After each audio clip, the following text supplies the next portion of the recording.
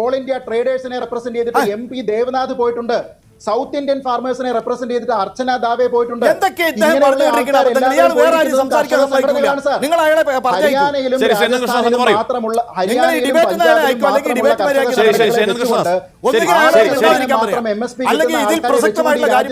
പാലിക്കാൻ പറ്റില്ല. അത്രേ പറഞ്ഞിട്ടുള്ളൂ. ശരി, ഞാൻ കൃഷ്ണദാസ് പറയൂ. നിങ്ങൾ അദ്ദേഹത്തെ നിയന്ത്രിക്കുക ഹാഷിം, അല്ലെങ്കിൽ നിങ്ങൾ തമ്മിൽ സംസാരിച്ചുകൊണ്ടിരിക്കുക. കഷ്ടപ്പാടാ അത്. 100% ഇറലവന്റ് ആയിട്ടുള്ള കാര്യങ്ങൾ വെറുതെ പറഞ്ഞ് ഈ ഡിബേറ്റിനെ ശല്യപ്പെടുത്തുന്നത് എന്താ? ഞാൻ വരാം. ഇറലവന്റ് ഞാൻ പറഞ്ഞിരിക്കുന്നതിന്റെ 100% ഈ ഡിബേറ്റിന്റെ വിഷയത്തിൽ ഇവിടെ ചർച്ച ചെയ്യപ്പെട്ടുകൊണ്ടിരിക്കുന്നത്. ഇപ്പോൾ കർഷക സംഘടനകൾ പറയുന്നു, കാർഷിക സംഘടനകൾ പ്രക്ഷോഭ രംഗത്തുള്ള കർഷക സമൂഹം ഒന്നിച്ചു പറയുന്നു, ഞങ്ങളുടെ സുപ്രീം കോടതിയുമായിട്ടല്ല ഞങ്ങളുടെ സമരം, ഇത് നയപരമായിട്ടുള്ള പ്രശ്നമാണ്.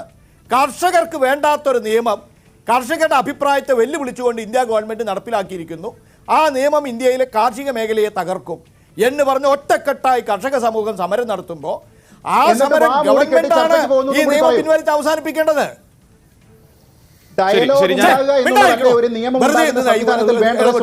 താങ്കൾ ഒരു പാർലമെന്ററി ആളല്ലേ? താങ്കൾക്കറിയില്ലേ ഹാഷിം ഇദ്ദേഹത്തെ നിയന്ത്രിക്കുന്നില്ലെങ്കിൽ ഞാൻ ഇനി ചർച്ചയ്ക്ക് ഒരു ചർച്ചയിൽ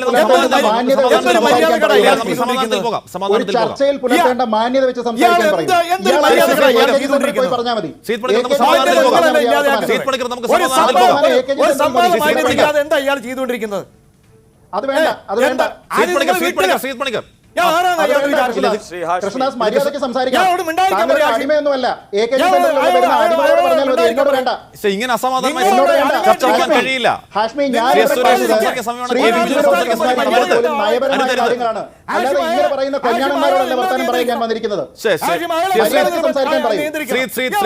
മര്യാദയ്ക്ക് സംസാരിക്കാൻ പറയും. ഒരാള് അബദ്ധങ്ങൾ മാത്രമേ പറയാൻ പറ്റൂ എന്ന് പറഞ്ഞു വന്നുകൊണ്ടിരിക്കുന്നത്. അബദ്ധങ്ങൾ മാത്രം പറഞ്ഞ ആൾക്കാർക്ക് അത് മനസ്സിലാവുന്നില്ല. ഡിബേറ്റിന് വിളിക്കുന്നത്